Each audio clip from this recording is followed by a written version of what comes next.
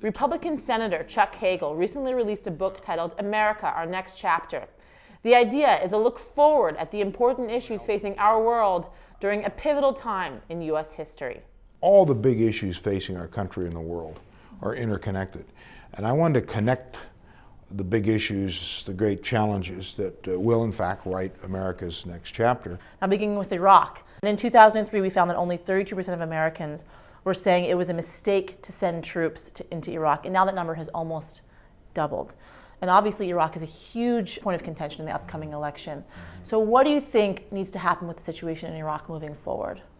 Well, we are going to have to unwind in Iraq, meaning we are going to have to work our way out of Iraq. Our generals have told us that we can't sustain the rate of redeployments in both Iraq and Afghanistan.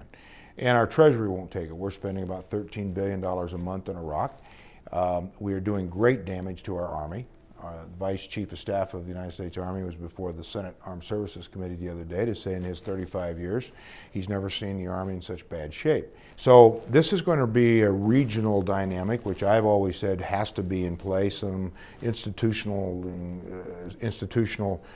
organization of a regional security framework there.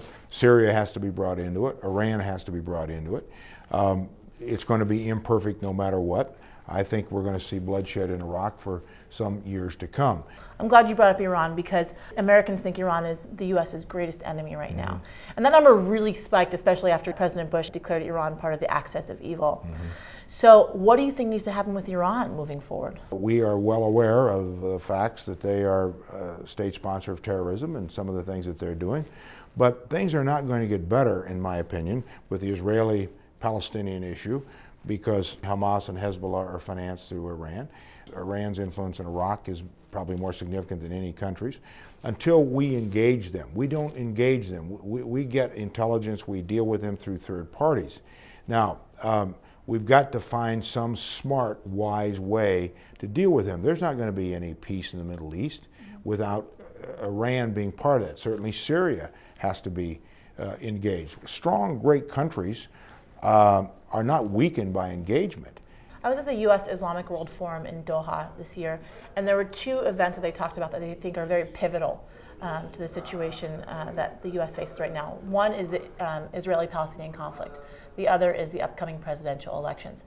So how important do you think the Israeli-Palestinian conflict is right now in affecting the situation in the Middle East? Every Arab leader for the last 8 years has told me. Every ally of ours in the Middle East told the president, told Secretary Powell, told Secretary Rice, told the Vice President, that the Israeli-Palestinian issue is the #1 issue in the Middle East in the eyes of the people of the Middle East, in the Arab communities, the Arab nations. Now, we may not agree with that, we may not judge it that way, but that's irrelevant. If the people who live there believe that is the issue, how in the world do we think we're going to be able to find some pathway to a resolution of stability and security and peace in Iraq or in the Palestinian-Israeli issue or anywhere else until we find some way to get this Palestinian-Israeli issue up on some high ground where there's some confidence in the American leadership here bringing people together.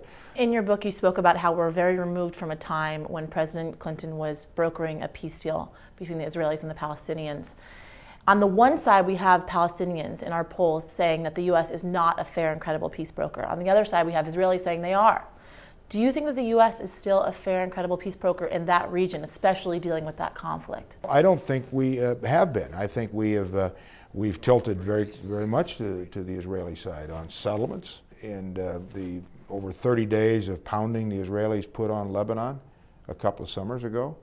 Even the Israeli people were concerned about that. There was a special government investigation of the Israeli government. Why did you do that? Why did you have to do that? Obviously on the Arab side, and specifically the Palestinian side, there are some things we could have done that we didn't do.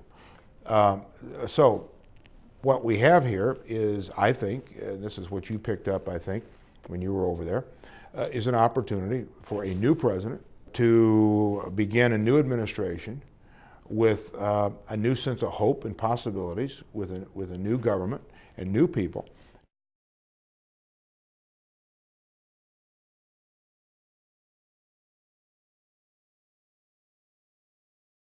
you.